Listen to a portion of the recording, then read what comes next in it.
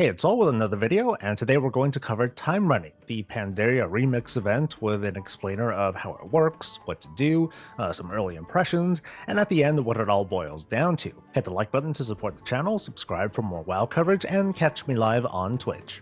So what's the premise? Timerunning is kind of like a juiced up Chromie time, where we get an opportunity to play through nearly all of Mr. Pandaria's content, from leveling and questing to its patch content and dungeons and even raids. It's a full experience from character creation all the way to level 70, and it's packed full of cosmetic rewards, including recolors and new stuff to show off. But the journey won't be the same as the original Mists in the slightest. Gearing is going to be totally different, with lots of different powers to pick up and customize in special gem slots that can make us feel pretty OP. It's not the fully separated mode that Plunderstorm is, but only Timerunner characters can see and group together. Certain features don't seem to be supported either, like the auction house, and by consequence, professions. The target audiences, I imagine, include people who've never really played through Mist Pandaria before and want to kind of simulate that feel of progression.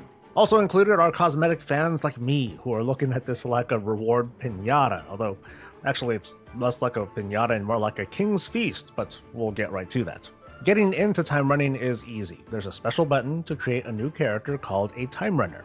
It does have to be a new character, but unlike Plunderstorm, you can still make one on your desired server. You can choose whatever race and class that you want, and you will play as that class. They will exist exclusively on Pandaria, but you are on live realms. You can join your existing guild and everything. These characters will also be converted to live characters once the event ends, so if you want to use this as an excuse to level a few fresh alts, great. With a few exceptions, whatever you earn here will follow over. Obviously, cosmetics earned will be shared, but also the gear here can be pretty powerful, and at the moment it's a little bit too powerful, but this is the PTR and we'll see how things end up when this goes live. After a short introduction, Timerunners will be given an artifact level cloak called the Cloak of Infinite Potential. Here's what's wild about it. As you play, you're going to power up this cloak, kind of sort of like other artifact gear. It's a little bit more direct this time because you can pretty much loot stats off of mobs and find them in treasure chests. Your progression is shown in the form of a buff, and what's cool is that this is shared across all of your Timerunners, meaning if you have a super juiced up cloak and you make a new alt, well, pretty much all of your alts will have that same cloak. You're going to get considerable amounts of all stats minus avoidance, as well as extra experience gained. During your travels, you're also going to obtain special Timerunning items, gear, and gems. The items give a very arcade feel of this mode, and the intention is to reduce your downtime and just make you feel powerful. Anything that your group lacks, well, you're going to have it in the form of a scroll or some other consumable. All gear that drops has an upgrade track to them. In theory, I can upgrade my basic bracers to an item level that I can't even get to in Season 4 of Dragonflight, and again, let's just see how things turn out on live servers. And most pieces have special gem slots assigned to them. There are meta gems that give powerful abilities and these slot into headpieces. There are cogwheels, they give defensive and movement speed abilities from different classes, even Shadowlands Covenants, which slot into your feet. There are tinkers that provide passive, offensive, or defensive procs, and these go into the wrists and to the bracers. And finally, there are prismatics that give primary or secondary stats, which can go into all other slots. Stat gems can be combined to be stronger, which means they will scale better with your gear. Of course, the higher item level your gear, the more stats that you're going to get. What's funny though is that the stat gems aren't unique, so I wondered to myself, just how far can this go? Am I going to be able to like stack nothing but strength and, be like a glass cannon or what? I have a feeling that's not going to be the case, but of course, this is only a very early look. We'll just have to see how things go. There's also an ability you get to freely remove gems, so you could just jam these into your gear and swap them around as you like to find a favorite build with which to save allies, to lay waste to your enemies, or to otherwise just act like a fool. As you level, you'll get more access to zone, dungeon, raid, even scenario content.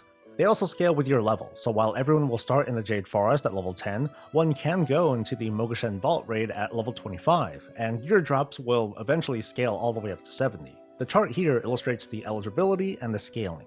By the time you reach level 60, you can access virtually everything, and then at level 70, heroic versions of the raid are available. Just about everything you do contributes to unlocking cosmetics, which is one of the main goals of Timerunning alongside leveling alts. Unlocks revolve mostly around a currency called bronze, which is earned from what Feels like everything, from quests to looting mobs to even achievements. There's even an ability we get for this event that summons what's basically a scrapper UI to turn unwanted gear into even more bronze. And we'll be farming truckloads of this bronze not just for cosmetics, it's also the currency used to upgrade gear should we choose to use it on that. Because hey, some people are here to just juice up alts and that's what they're going to use their bronze on.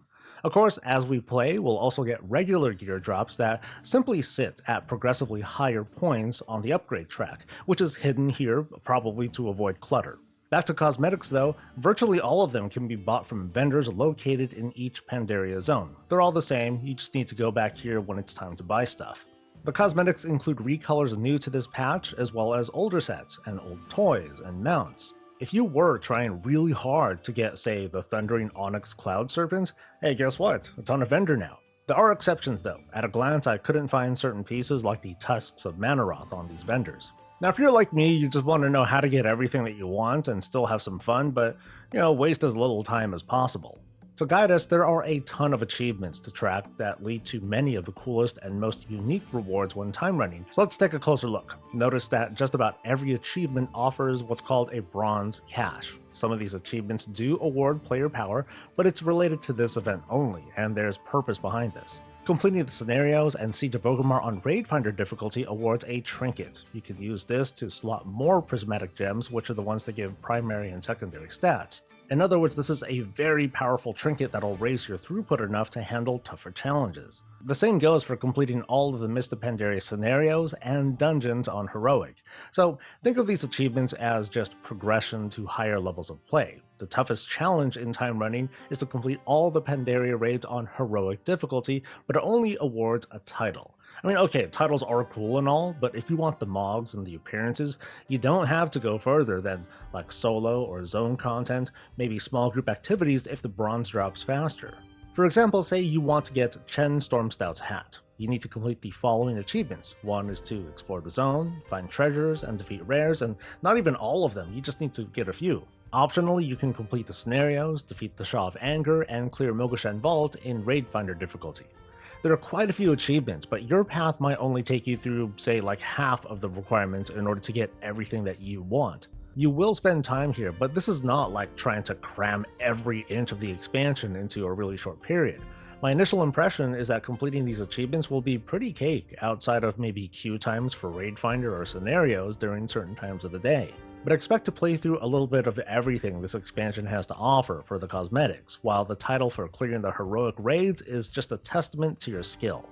The grind is going to be to farm up bronze, and the strategy for us to discover individually is to how to most efficiently collect it based on, what we enjoy doing. Maybe raids will drop the most bronze at max level. Maybe farming hyperspawns in the Dread Waste is the way to go. Or maybe pushing daily content like rep grinds will give us tons of bronze on the way. And again, I want to emphasize, pretty much every quest that you do will give you a treasure chest full of bronze, gems, and other items. Remember, progression here follows us after the event ends. Achievements that you earn here that you didn't happen to get in the past, these will count. I'm just making some wild guesses here. I'm willing to bet that Plunderstorm will shut down at or just a little bit before 10.2.7 when this time running event begins. And I predict that time running will be up until the pre-patch or maybe the next expansion's launch at the latest. If so, that's about 2 to 3 months. And again, I'm just making predictions here. I don't find that to be so bad. At first I thought that I'd be able to farm up everything in a week or so, and maybe I'm not too off the mark, but after seeing all these vendors and everything, there's a lot for collectors to obtain here. I'm honestly trying to hold myself back from playing through the PTR to mess with things like the powers, to see how crazy the gameplay can get. And I guess in short, I'm just really excited to dive into this when it goes live. Hopefully, in the more distant future, the appearances from here will pop up on, say, the trading post for people who might have missed out, or maybe they'll spin this whole event up again.